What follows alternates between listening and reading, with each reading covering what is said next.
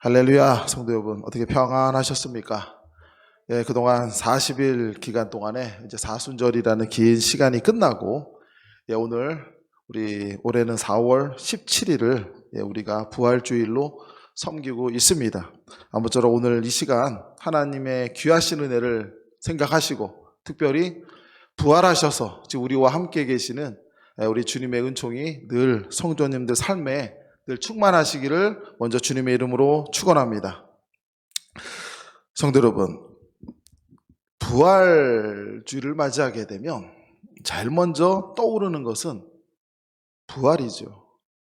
자, 1년 동안에 우리가 한번 생활을 한번 돌이켜보게 되면 예수님의 부활을 생각하고 예수님의 부활이 어떤 의미가 있는가를 한번 떠올려 보게 되면 굉장히 아이러니한 게, 우리가 부활의 종교이고 십자가의 종교이지만 부활주일 날 유일하게 부활에 대해서 많이 이야기하는 것 같습니다.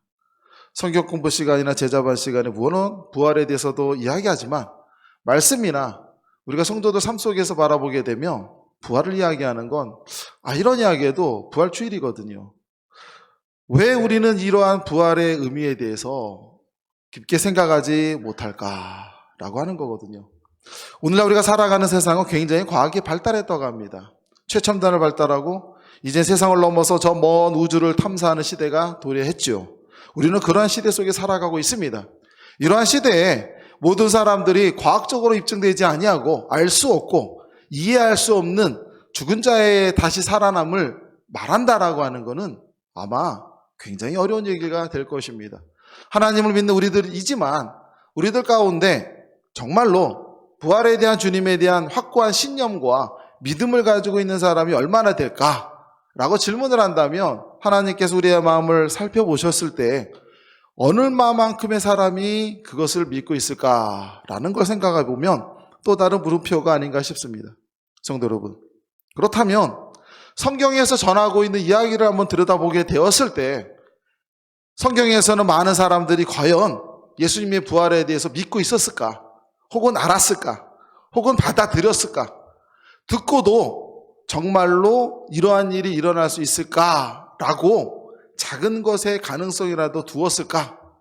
라고 한번 질문을 던져본다면 그 당시에도 오늘과 별반 다르지 않게 죽은 자에 다시 살아난다는 것을 받아들이지를 못했다고 이야기를 합니다. 성경에서 전하고 있는 이야기들은 예수님께서 십자가상에 달려 죽으실 때 제자들은 모두가 다 그를 떠나서 달아나고 도망을 갔다고 증거하고 있습니다. 그리고 오늘 말씀 속에 등장하고 있는 3명의 여인이 등장을 합니다. 이 여인이 등장했을 때 이 여인들이 주님의 무덤가로 갔었을 때 그들의 모습을 성경이 뭐라고 증거하고 있는 거 아니? 그녀들이 예수님을 위하여 죽은 자에게 향유를 바르기 위해서 미리 향유를 사놓고 그것을 들고 주님께로 걸어가고 있는 것을 성경에서는 말해주고 있습니다. 아이러니하게 그들은 주님의 돌아가신 몸에 향유를 바르기 위해서 주님을 찾아갔는데 성경에서는 뭐라고 증거하고 있는 거 아니? 그녀들이 예수님의 다시 살아나심에 대한 첫 번째 증인이었다라고 증거하고 있거든요. 성도 여러분, 무엇을 말하는 걸까요? 성경에서 말하는 건 우리와 다르지 않았다는 겁니다. 당시 초대교회 당시의 사람들도 우리와 다르지 않게 죽은 자의 부활이라고 하는 것은 현실적으로 일어날 수 없다라고 사람들은 믿었고 그렇게 생각했고 제자들도 믿었고 또한 예수님을 쫓았던 여인들 역시도 그렇게 따르고 믿었다는 것이죠. 한번 말씀을 볼까요? 마가복음 14장 8절 말씀을 한번 보시겠습니까? 이 말씀을 보게 되면 성경에서 증거하고 있는 사람이 한 사람이 있는데 모든 사람이 예수님의 부활과 십자가에 달리심을 믿지 않았는데 한 여인만이 주님을 혹은 주님께서 말씀하신 것을 그대로 받아들인 사람이 있었다라고 성경은 증거하고 있습니다. 오늘 말씀을 한번 보면 우리가 가지고 있는 개역개정에서 나오는 성경 구절과 이것을 갖다 좀 더 쉽게 풀이한 세번역 말씀이거든요. 한번 잠깐 보시겠습니까? 뭐라 얘기합니까? 자, 이 여인이 그는 힘을 다하여 내 몸에 향유를 부어 내 장례를 미리 준비하였느니라. 예수님의 말씀이거든요. 한 여인이 예수님께로 나와서 그래 잘하는 이야기죠. 귀한 옥합을 깨어서 향유를 예수님의 발에 붓습니다. 그 자신의 머리털로 그걸 닦을 때 많은 사람들이 깜짝 놀라서 이야기할 때 주님께서 하신 말씀이 뭐라고 하셨냐면, 그는 힘을 다하여 내 몸에 향유를 부었고 내 장례를 미리 준비를 했단다 라고 제자들에게 말하는 장면이거든요. 성도 여러분, 이 말씀을 좀 더 풀게 쉽게 풀이한 걸 한번 볼래요? 뭐라고 나옵니까? 이 여자는 자기가 할 수 있는 일을 했는데 곧 내 몸에 향유를 부어서 내 장례를 위하여 할 일을 미리 한 셈이다. 성도는 어떻습니까? 성경이 전하는 것은 예수님께서 수없이 십자가의 삶을 이야기하시고, 그리고 십자가에 들어서 죽으시되 3일 만에 다시 부활할 것을 분명히 말씀하셨는데 어느 누구도 듣지 않았으나 베다니의 시므온 집에서 만났던, 성경에서는 그녀의 이름도 기록되어 있지 않습니다. 한 여인이 그 예수님에게 나와서 주님에게 가장 귀한 옥함을 깨어서 향유를 붓고 그것을 머리털로 씻었던 그런 모습들을 바라보면서 한 사람만이, 오직 성경에서 증거하는 건 한 사람만이 부활과 주님의 십자가의 삶을 믿었다라고 이야기를 하고 있습니다.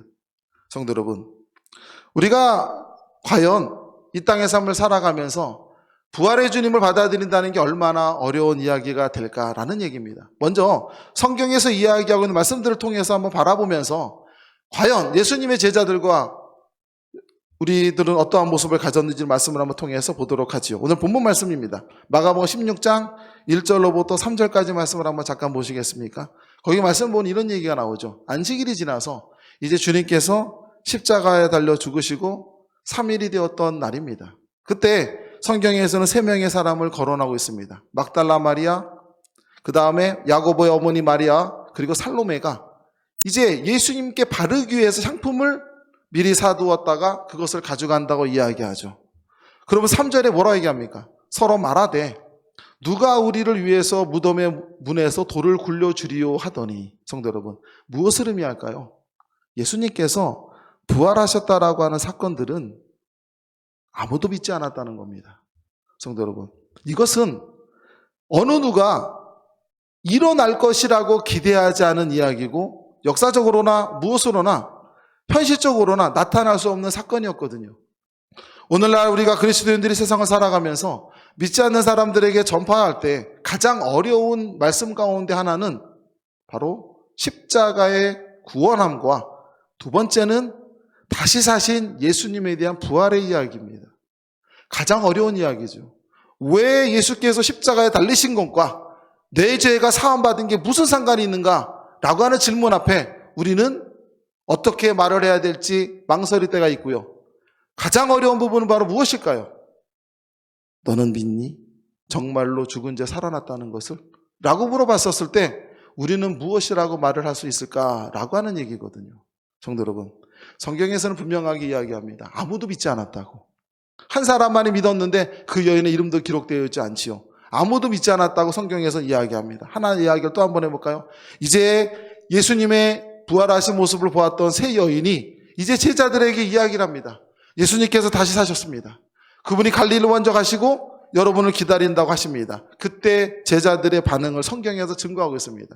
누가복음 24장 11절 말씀입니다. 한번 보시죠. 뭐라 얘기합니까? 사도들은 그들의 말이 허탄한 듯이 들려 믿지 아니하나. 한마디로 말하면 무슨 말입니까? 거짓말이라고 생각한 거죠. 예수님의 제자들이 여인들의 이야기를 듣습니다. 예수님께서 다시 사셨습니다. 죽은 자 가운데 다시 살아나셨습니다. 그분께서 말씀하신 대로 정말로 그런 일이 일어났습니다. 내 눈으로 봤습니다. 확인했습니다. 이런 이야기거든요. 근데 제자들은 그 말을 듣고 뭐라고 얘기합니까? 있을 수 없다 라고 부정했다라는 거거든요. 성도 여러분, 오늘날 우리가 이러한 부분들을 보았을 때 사도 바울이 예수님의 부활한 사건에 대해서 증언하고 있는 부분들을 한번 자세하게 나와 있는 성경 구절 하나를 더 보면서 이제 부활에 대한 의미를 한번 생각해보는 시간을 가졌으면 좋겠습니다. 말씀을 한번 볼까요? 세 번역으로 되어 있는 성경입니다. 고린도전서 15장 5절로부터 8절까지 말씀입니다. 한 번만 더 보시죠. 오늘 성경 말씀이 좀 많죠? 예, 여기까지가 좀 많습니다. 여기까지 한번 보시겠습니까? 보니까 사도 바울이 예수님의 부활의 사건을 설명하고 있는 내용인데요. 이분의 말씀을 한번 들어보시죠. 뭐라 얘기하냐면 이렇게 얘기합니다. 예수님께서 부활하셨는데 제일 먼저 나타나신 건 누군가 하니 게바, 바로 베드로입니다. 베드로에게 나타나셔서 그에게 다시 사셨음을 보여주셨고, 다음은 누구라 얘기합니까? 12 제자에게 나타나셨습니다 라고 이야기했고요. 그 다음에 또 표현합니다. 그 후에 예수 그리스도께서 한꺼번에 500명이 넘는 형제 자매들에게 나타나셨습니다. 그 다음 이야기를 주목해 보십시오. 뭐라 얘기합니까? 그 가운데는 더러의 사람들은 세상을 떠났지만 대다수는 지금도 살아 있습니다. 오늘날 이야기로 바꿔서 이야기하면요, 세번역 말씀이 쉽죠. 바꿔서 얘기하면 이런 얘기죠. 대부분의 사람도 지금도 살아 있는데 너희가 정말로 믿지 못하겠거든 가서 물어봐라. 이런 표현입니다. 여기서 바울이 이야기하는 것은 지금도 많은 사람들이 예수님의 다시 사신 모습을 만났고 보았고 아무도 믿지 않았던 그 사건이 일어났기 때문에 그를 본 사람은 믿지 않을 수가 없다, 부정할 수가 없다 라는 이야기죠. 그리고 그 중에 많은 사람들 지금도 살아있으니까 너희가 가서 만나보렴, 이야기를 들어보렴, 어떤 일이 있었는지, 그런 이야기입니다. 7절 말씀이죠. 다음에 예수님의 동생이죠, 야고보에게 나타납니다. 야고보는 예수님의 동생이고요, 끝까지 예수님을 메시아라고 받아들이지 않은 사람입니다. 그가 예수님을 만나고 그가 변화되어서 그가 유대인의 새로운 증인이 되어서 말씀을 기록한 게 우리가 보고 있는 야고보서입니다. 그 다음에 또 다른 예수님의 제자들, 여기서 말한 사도들은 예수님을 따랐던 무리입니다. 그들에게 나타나셨습니다. 마지막으로 8절에 뭐라고 얘기합니까? 이제 마지막에 나에게까지도 나타나셨습니다 라는 이야기거든요. 성도 여러분, 어떻습니까?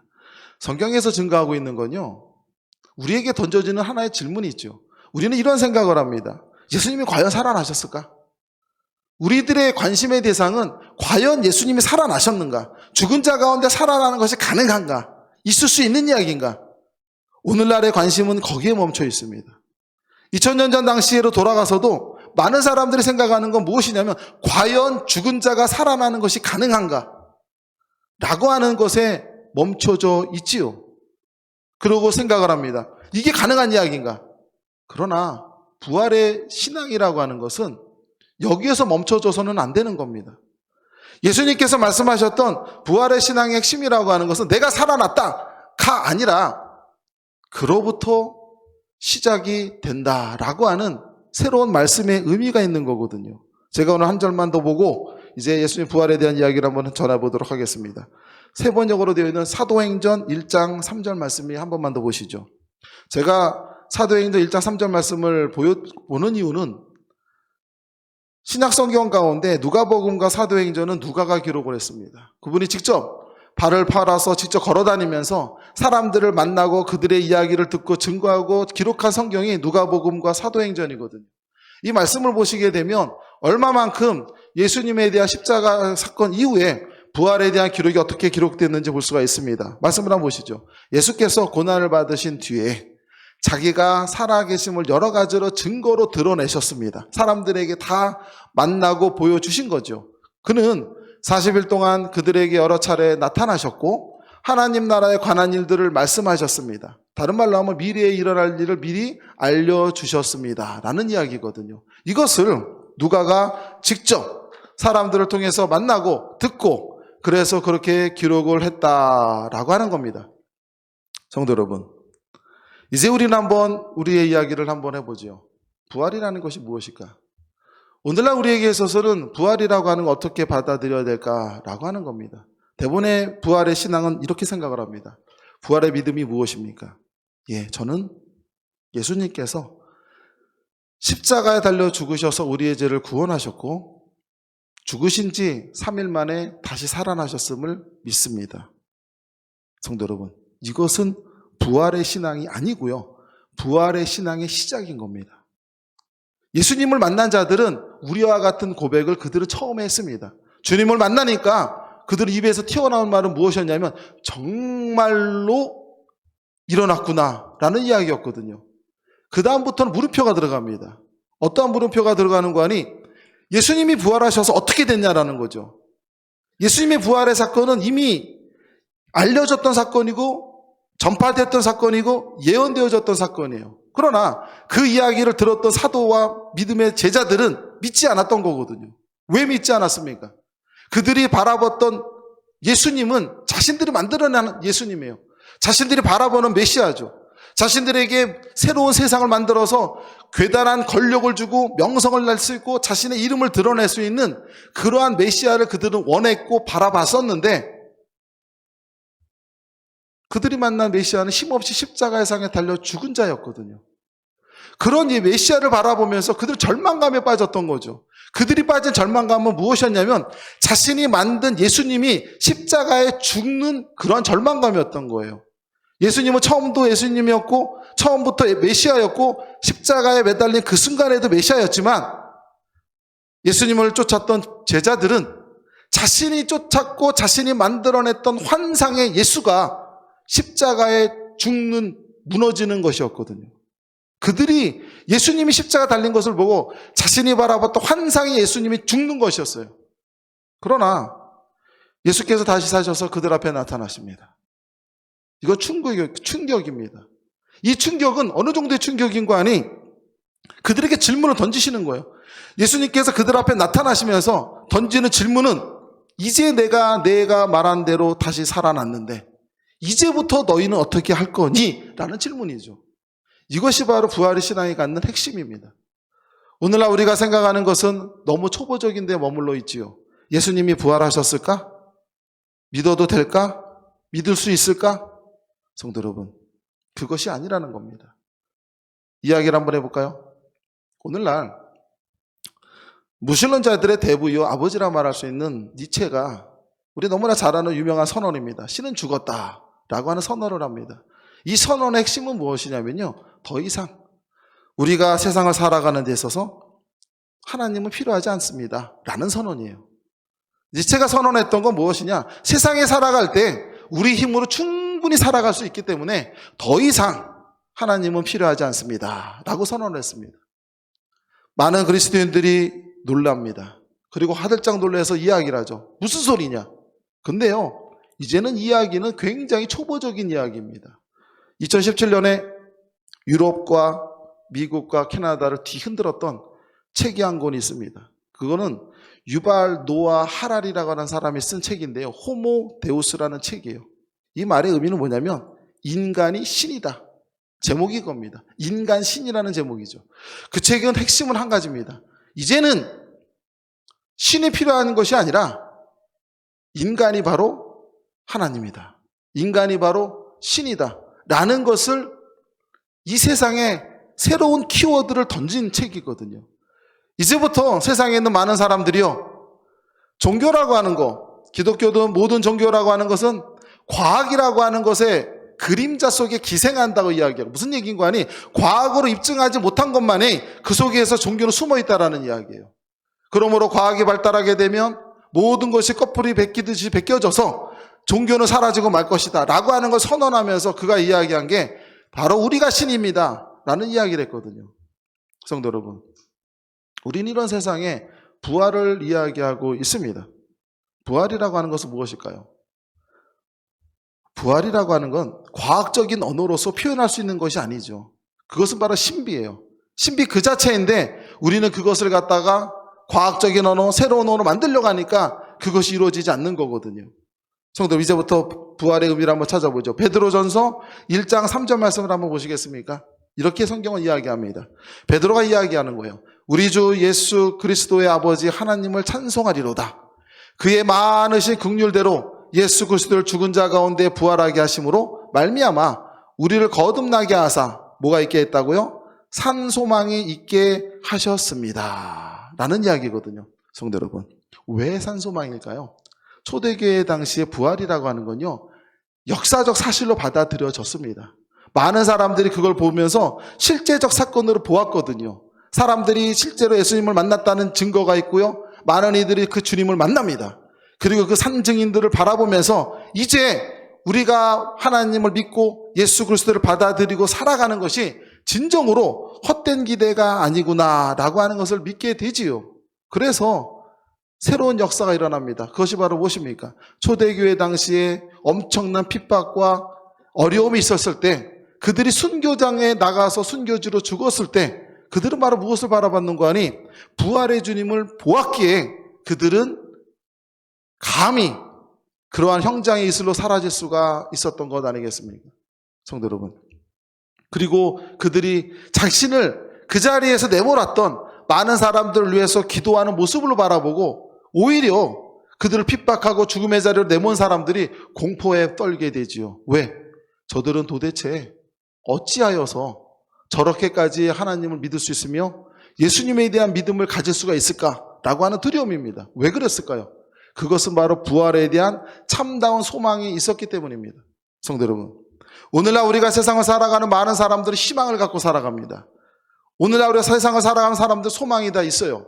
이 땅에서 캐나다 안에서도 생활하는 모든 사람들도 희망이 있죠. 그 희망은 무엇입니까? 세속적인 소망이거든요. 이러한 세속적인 성공을 우리는 향해서 계획을 하고 노력을 하고 있지요. 그런데 이런 이야기가 있죠. 세속적인 삶을 추구하는 결과 어떠한 모습이 있을까라는 이야기입니다.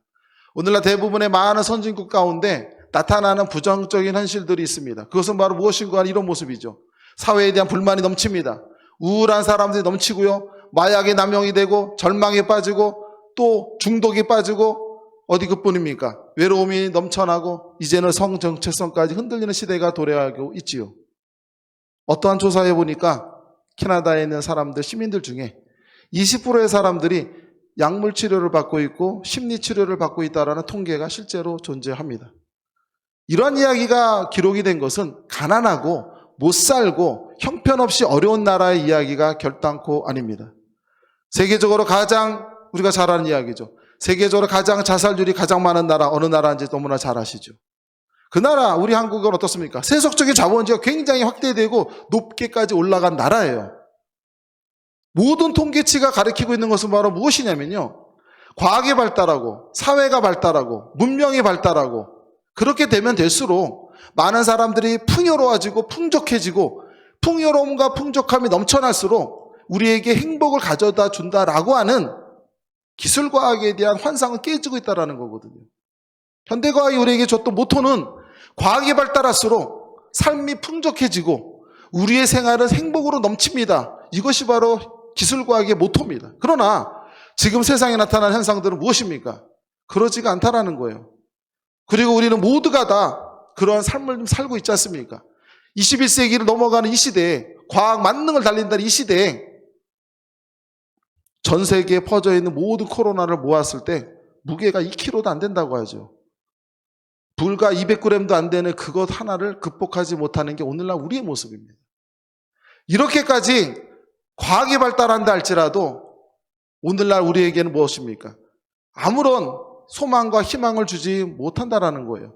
우리가 분명하게 이야기할 수 있는 것이 있습니다. 세상적 소망이라는 건 우리에게 기쁨과 행복이 되지 못한다라는 거예요. 그러나 하나님을 믿는 우리조차도 이 세상을 터전으로 살아가다 보니까 우리는 그러한 소망에서 벗어나지 못하죠. 진정한 하나님에 대한 소망을 갖지를 못한다는 겁니다. 우리는 어떠한 소망과 어떠한 모습으로 살아가야 될까요? 성도 여러분, 이제 사도 바울이 우리에게 전해주는 말씀을 한 구절만 보죠. 빌립보서 3장 10절로부터 11절 말씀을 한번 보시겠습니까? 정말 중요한 말씀입니다. 오늘 말씀의 가장 중요한 핵심입니다. 한번 보시죠. 내가 그리스도와 그 부활의 권능과 그 고난의 참여함을 알고자 하여 그의 죽으심을 본받아 어떻게 해서든지 죽은 자 가운데서 부활에 이르려 하노니. 성도 여러분, 굉장히 어려운 말씀입니다. 굉장히 어려운 말씀인데요. 이 말씀을 보게 되면 우리에게 굉장히 중요한 화두를 하나 바울이 던져주고 있습니다. 그것은 바로 무엇이냐면요, 이겁니다. 죽은 자 가운데 부활을 이루어야 되는데 그러기 전에 무엇이 중요하냐면 고난에 참여해야 된다고 이야기합니다. 고난에 참여할 때에 우리에게 주어지는 게 무엇입니까? 부활의 권능이라는 단어를 쓰고 있거든요. 이것이 바로 부활신앙의 핵심이라고 그는 이야기하는 겁니다. 무슨 얘기입니까? 우리가 예수님을 믿고 새롭게 변화되었을 때 우리에게 새로운 삶을 펼쳐집니다. 이렇게 살아갈 때 우리가 가지고 나갈 게 무엇이냐는 거예요. 세상이 우리에게 던져주는 것이 있어요. 그건 바로 뭐냐면 좌절과 괴로움과 외로움이에요. 과학이 발달하고 우리의 삶이 풍족해지면 풍족해질수록 오히려 아이러니하게 우리는 자녀와 대화가 단절되고요. 삶 가운데 남편과 아내 사이에서 갈라짐이 생깁니다. 바라보는 것들이 서로 달라집니다. 늘 차별이 존재하고요. 세상에 던져주는 단어들이에요. 차별과 차이를 우리는 강조할 수밖에 없고요. 왜 나는 더 부족하고 왜 내 자녀들은 남들보다 못하며 끊임없는 이러한 단어 속에 우리는 매달려 삽니다. 세상에 던져주는 경쟁이라고 하는 이런 말 속에서 우리는 늘 도태되어 살아가거든요. 그러나 바울에게 던져주는 새로운 이야기가 있습니다. 고난에 참여하라는 겁니다. 예수님께서 먼저 고난의 삶을 사셨습니다. 근데 왜 이 땅에 살고 있는 우리들이, 부활신앙을 살아가는 우리들이 왜 고난에 참여해야 되는가라는 질문이에요. 왜 그러겠습니까, 성도 여러분? 하나님을 믿고 예수님을 믿는 사람이라는 건 세상과 다르기 때문이에요. 이 차이 때문에 우리는 고난을 맞이하는 겁니다. 무슨 얘기일까요? 우리가 삶을 살아갈 때 세상 사람들이 바라보는 삶이 아니라 하나님을 바라보고 나가다 보면 우리가 던져지는 중요한 키워드가 있습니다. 그것은 바로 무엇인가 하니 소유하고 정복하고 부자되고 잘되고 큰 사람 되는 게 세상인데, 예수님이 던져졌던 화두는 내려놓음이에요. 비워짐이에요. 낮아짐이에요.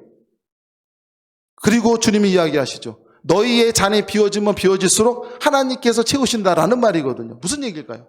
성도 여러분, 우리가 세상을 살아가다 보면요, 세상적으로 가장 지혜롭다고 말하는 사람은 이런 사람입니다. 굉장히 빠르고요, 현명하고요, 계산이 굉장히 빨라요. 자기가 손해보는 일이 늘 없어요. 얼마나 머리가 회전이 빠른지 늘 이익을 봅니다. 자신의 이익을 위해서 노력하고요, 모든 노력의 성과가 자신의 유익함으로 전달되지요. 우리는 그런 사람들을 바라보면서 우리 스스로 이렇게 이야기합니다. 내가 바보 같아서 저런 사람들보다 못하구나. 세상 사람 너무 약삭 빠르지요. 어떻게 보게 되면 그들이 너무 약삭 빠르니까 잘 사는 것 같고 늘 삶이 풀리는 것 같고 하나님을 믿는 나지만 늘 부족한 것 같고 모자란 것 같아요. 세상이 바라보는 삶의 언어가 다르기 때문입니다. 세상에서 이야기하는 삶의 언어는 남보다 빠르고 늘 경쟁 속에서 더 앞서가야 되기 때문에 새로워야 돼요. 그러나 주님께서 우리에게 던져주신 화두는 그런 게 아니죠. 낮아짐이고 늦게감이고 내가 희생하고 내가 더욱더 남들을 품는 삶이에요. 그러나 성도 여러분, 세상에서 그렇게 살아가는 자들의 삶이 늘 아름다운 것은 아닙니다.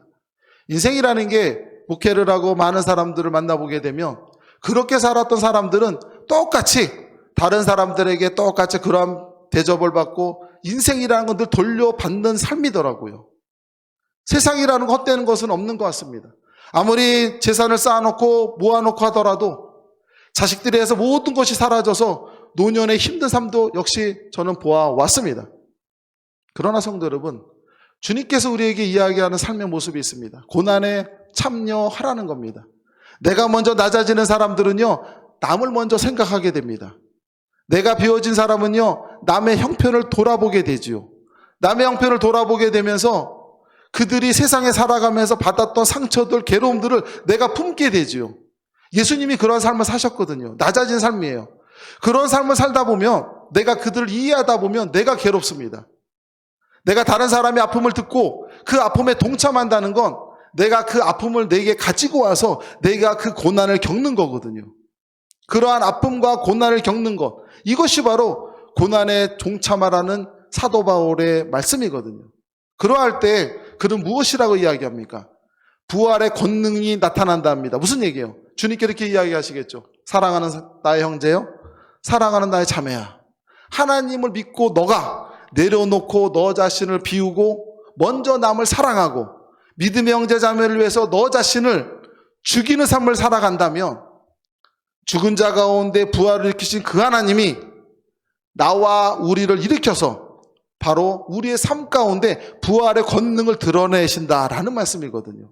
성도 여러분, 부활의 권능이라고 하는 것은 이제는 우리에게 새로운 화두를 던져주는 겁니다. 하나님을 믿는 우리는 부활하신 예수님에 대한 고백에서 멈추는 것이 아니라 우리가 살아가는 삶 가운데 속에서 하나님의 부활의 능력이 나타나야 되고, 우리가 세상적인 삶을 살아갈 때에도 우리가 낮아지고 또 낮아질 수 있는 이유는 예수님을 믿어서가 아니라 그걸 넘어서서 죽은 자 가운데 부활을 일으키셨던 그 하나님이 나의 삶 속에서 역사하시는 것을 드러내는 거거든요.